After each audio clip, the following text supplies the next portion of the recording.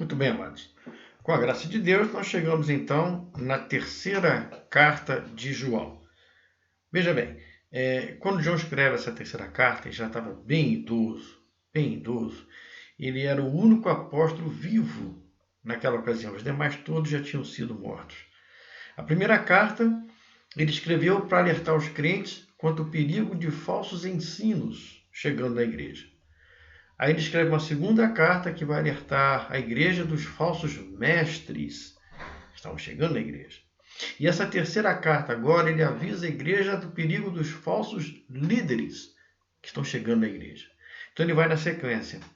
Ele combate os falsos ensinos, ele combate os falsos mestres e agora ele vai combater os falsos líderes que estavam assim atrapalhando o crescimento da igreja primitiva, a igreja dos tempos dele.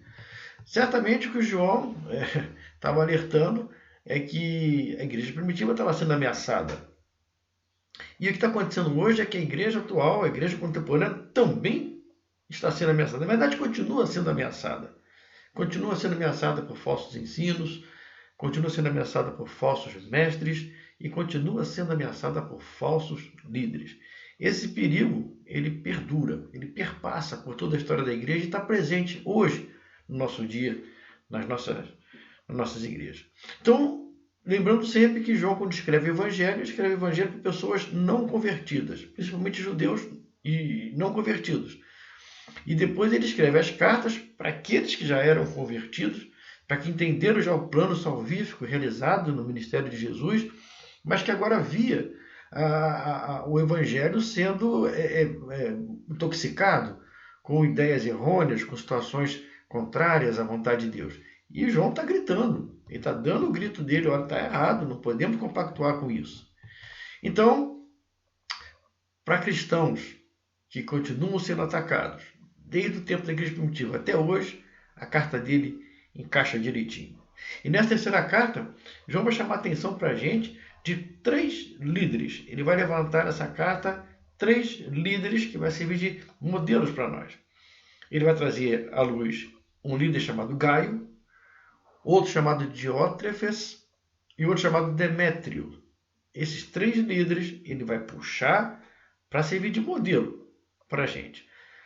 3 líderes com comportamentos completamente distintos.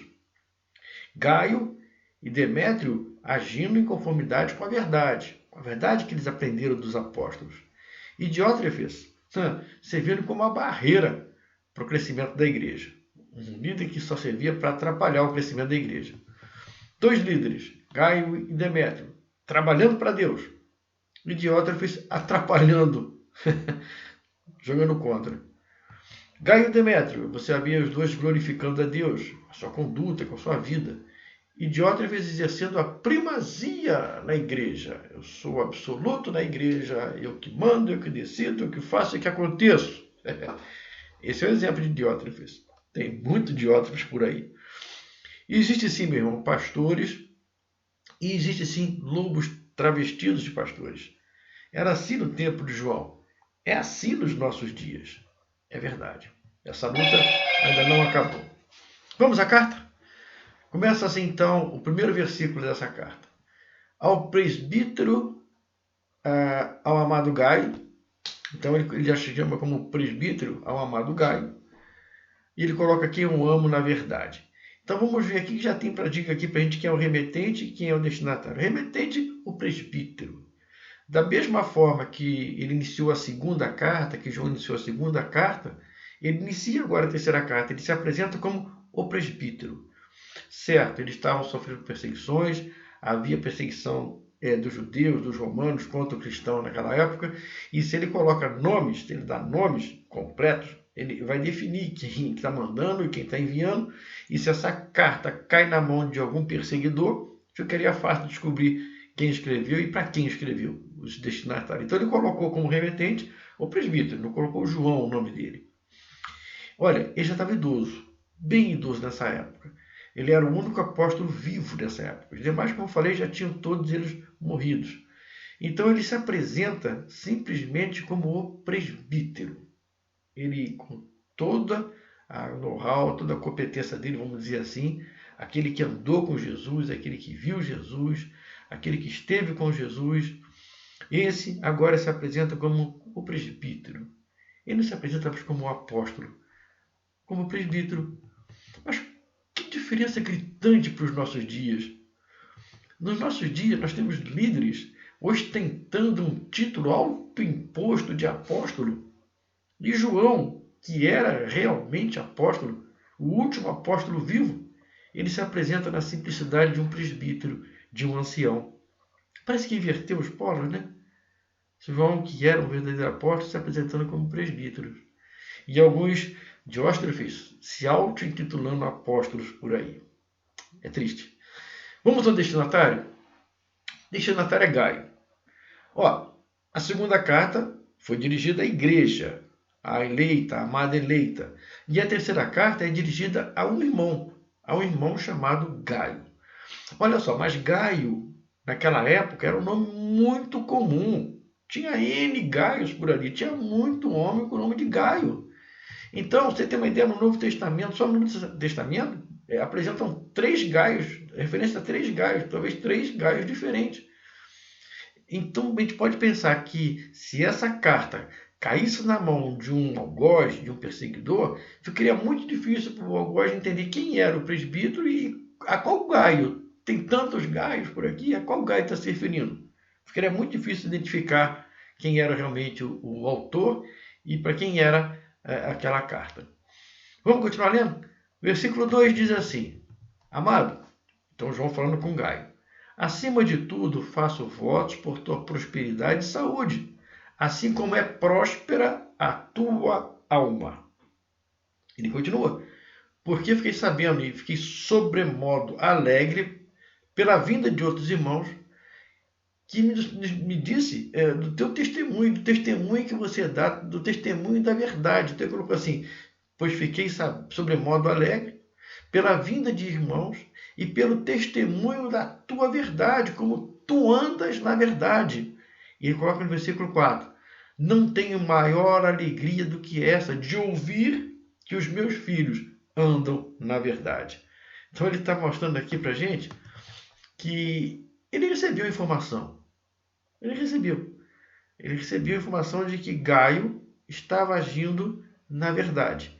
Olha, na segunda carta, João estava sobremodo alegre porque ele viu que na igreja, apesar de toda a pressão gnóstica, ainda existiam irmãos fiéis à verdade, irmãos que não se dobraram às ideias gnósticas e mantiveram-se firmes no evangelho que aprenderam dos apóstolos. E aqui, ele está falando que está feliz quando escutou de outras pessoas o testemunho que Gaio estava dando. Gaio estava firme na palavra de Deus, estava firme na verdade. Não estava dando crédito às heresias que estavam aparecendo na igreja, por mais saborosas que elas fossem, por mais atrativas que elas fossem. Ele se manteve firme, não aceitou. Então ele se diz sobremodo alegre pelo que ele havia falado da conduta de Gaio, pelo testemunho que Gaio apresentava. Gaio andava na verdade. Ele era um líder comprometido com a verdade, com o evangelho genuíno, não com as novidades, com as coisas que estão chegando, com as pompas e circunstâncias que estavam sendo oferecidas na igreja. A alegria de João estava nos irmãos se manterem firmes na verdade, nos líderes que se mantiveram firmes na verdade, não se dobraram, não cederam, nem experimentaram daquelas heresias que vinham. E João continua na sua carta, versículo 5. Amado, ele fala para Gaio, procedeste fielmente naquilo que pratica com os irmãos. Isto fazes mesmo quando são estrangeiros. Temos um problema aqui, vamos discutir já já. Vou terminar só o texto. Ele coloca assim, versículo 6. Os quais, perante a igreja, deram testemunho do seu amor. Bem fazeis encaminhando-os em sua jornada de modo digno de Deus. Por modo digno de Deus. Pois por causa do nome foi que saíram, nada recebendo dos gentios. Portanto, devemos acolher esses irmãos para nos tornarmos cooperadores da verdade. Olha só, vamos pensar um pouquinho primeiro na segunda carta, aquela que nós terminamos de estudar. Naquela segunda carta, Paulo falava o seguinte: olha, existem pregadores itinerantes, existem esses homens que eles vêm trazendo a mensagem do Evangelho, e no meio deles temos lobos travestidos de cordeiros. E se você der boas-vindas a esse homem, ou hospedar esse homem em sua casa, você se torna assim cúmplice das más obras que eles praticam. Não foi isso que nós lemos na segunda carta? Foi. Quando chegar esses itinerantes, esses pregadores, e trazendo alguma coisa que não é condizente com o evangelho genuíno, trazendo alguma coisa nova, você não deve nem dar boas-vindas e muito menos receber em casa, porque se você fizer isso, você é cúmplice. Mas olha só, mas agora ele está falando o seguinte, que existem também pregadores itinerantes que realmente dão bom testemunho. Aqueles que primeiro chegam na igreja, como está escrito no texto, eles chegam na igreja eles falam. Primeiro, seria difícil você achar uma igreja naquele tempo. A igreja era na casa de um, na casa de outro, num local específico. Então ele teria que chegar e teria que localizar essa igreja. Era um trabalho. Quando ele localizava essa igreja, ele se apresentava na igreja: eu sou pastor, estou vindo de Éfeso, estou vindo de Tiatira, estou vindo de Sardes, estou vindo e vim trazer a mensagem do evangelho para vocês. Eles ouviriam, eles escutariam essa mensagem. Se essa mensagem fosse realmente era comprometida com os ensinos apostólicos, eles agora tinham por obrigação acolher esses irmãos, e não só acolher, tinha que encaminhar esses irmãos. Ou seja, eles estão forasteiros, eles estão de passagem, estão aqui fazendo a vontade de Deus. Eles saíram pelo mundo pregando a vontade de Deus sem receber nada dos gentios. Então quem tem que manter, quem tem que sustentar, são os cristãos. Se ele chega na igreja, apresenta um bom testemunho, e você ouve o testemunho, você conhece a verdade, conhece o evangelho, você compara e você vê que realmente é um homem de Deus que está trazendo a mensagem que você já conhece, mas de repente outros ainda não conhecem. Então você recebe esse homem, trata ele com carinho, alimenta ele, dê condições para ele prosseguir na jornada, porque ele vai seguir a sua jornada, e na sua jornada vai encontrar homens que ainda não conhecem do evangelho. E eles estão ali fazendo a vontade de Deus. Então, aqui, João fala o seguinte: se você trata esses homens dessa maneira, você passa a ser cooperadores da verdade. Se na segunda carta, quem atendesse os falsos mestres era cúmplice das suas más obras, agora aqui na terceira carta, quem recebe um líder nessa condição e vê que ele realmente é comprometido com a verdade, e acolhe, trata, cuida e ajuda a prosseguir na sua missão, você passa a ser cooperador da verdade. Isso é que ele fala. Acolhendo esses homens, vocês passam a ser cooperadores da verdade. Ele lembra: esses homens saíram por aí por causa do nome. Ele nem na carta cita o nome de Jesus, porque ele sabia que estava passando por perseguição, e aquela carta poderia sim cair na mão de um perseguidor. Então ele fala assim: esses saíram pelo mundo por causa do nome. E ele para no nome. Mas se você olhar na tua Bíblia, você vê que esse nome está com N maiúsculo. Não é N maiúsculo, não é o nome de Jesus. Ele sai pregando a verdade do Evangelho, o nome de Jesus.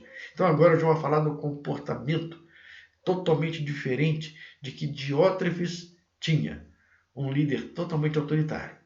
Então ele apresentou para a gente essa situação bem clara do falso mestre, como você trata o falso mestre, e agora bem claro como é que você recebe um verdadeiro pregador da palavra de Deus. Você passa a ser cooperador da verdade. E aí já levanta agora, na sequência, a situação de Diótrefes. Ele está falando com Gaio. Então agora ele vai falar de Gaio, sobre Diótrefes. Então ele fala assim: primeira coisa, Diótrefes quer dizer filho adotivo de Zeus. Filho adotivo de Zeus. Então ele vai passar agora, depois que apresentou a virtude do pregador e como o cristão deve receber, ele vai falar agora de um líder na igreja com o nome Diótrefes, que significa filho adotivo de Deus, que estava atrapalhando. Ele estava atrapalhando. Ele devia ser de descendência grega, que se não, mas ele estava atrapalhando agora o bom andamento. Então João passa a escrever assim no versículo 9. Escreveu alguma coisa à igreja. Olha, João falando para Gaio. Eu escrevi uma coisa para a igreja. Mas Diótrefes, que gosta de exercer a primazia entre eles, não nos dá acolhida. João está falando para Gaio. Gaio, eu escrevi coisas para a igreja, mas lá na igreja tem um líder chamado Diótrefes que ele quer exercer a primazia e ele não quer nos dar a acolhida.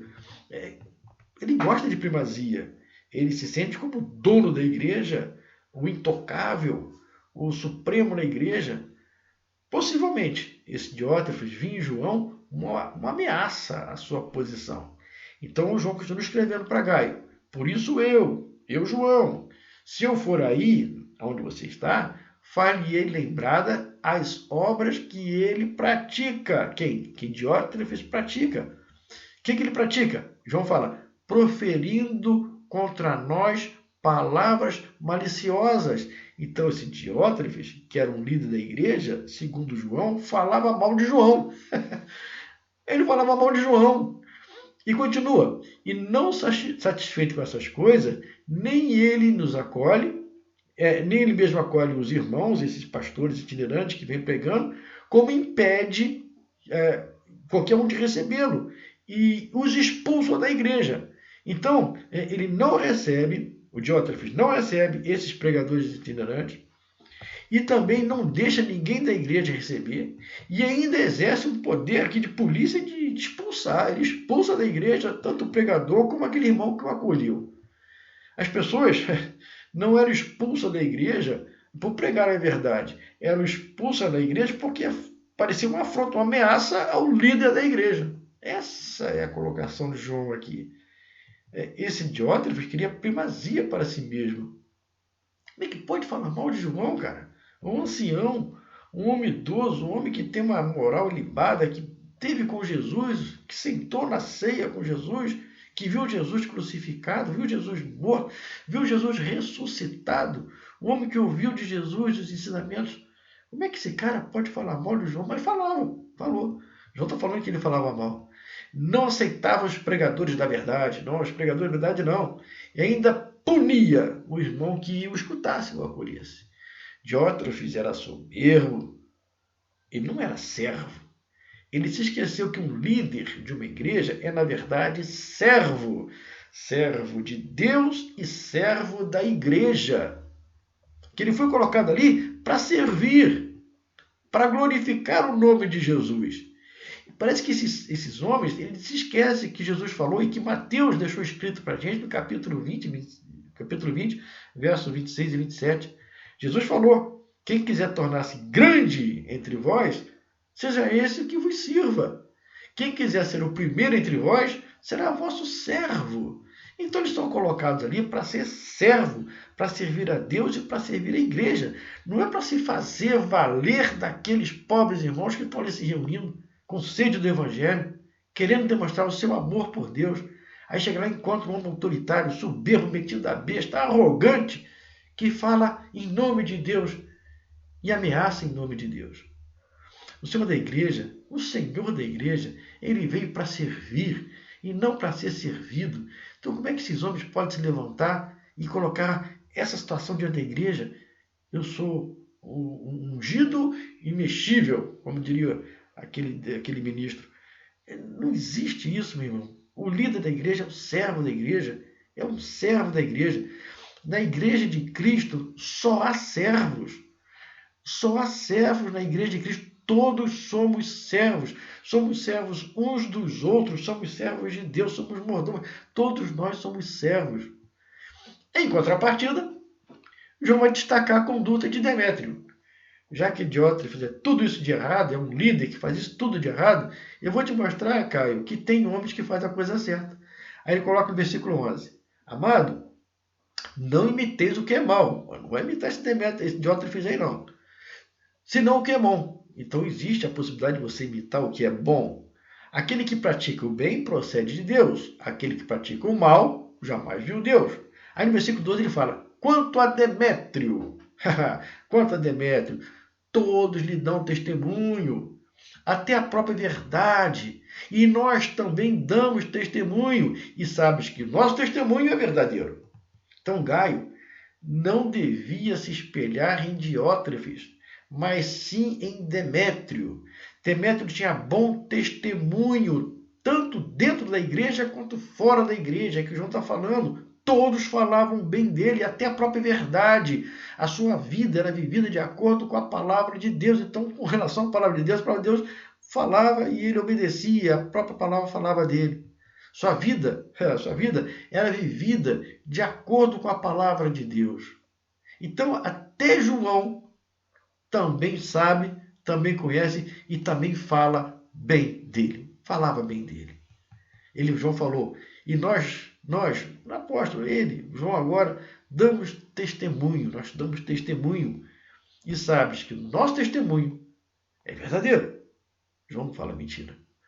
João, então, vai encerrar sua terceira carta da mesma forma que ele encerrou a segunda carta.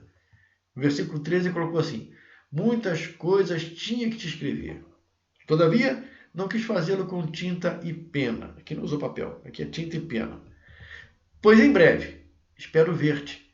Então conversaremos de viva voz. Aí ele termina. Paz seja contigo. Os amigos te saúdam. Saúda os amigos nome por nome. E João não cita nome nenhum, porque ele sabe da perseguição que estava acontecendo e que se ele fosse citar nome, ele estaria entregando a todos os cristãos que com ele estavam. E assim termina a terceira carta. Lembre-se, João escreve o Evangelho para pessoas que não conheciam a Cristo. Escreve a primeira carta, a segunda carta, a terceira carta para irmãos que conheciam a Cristo e estavam sendo ameaçados com coisas novas, com novidades, com coisas palatáveis, gostosas, atrativas, de encher os olhos, de satisfazer o homem, cada vez mais o homem se sentir melhor. E vão esquecendo que nós somos servos, estamos aqui para servir a um Deus que é vivo, santo e eficaz.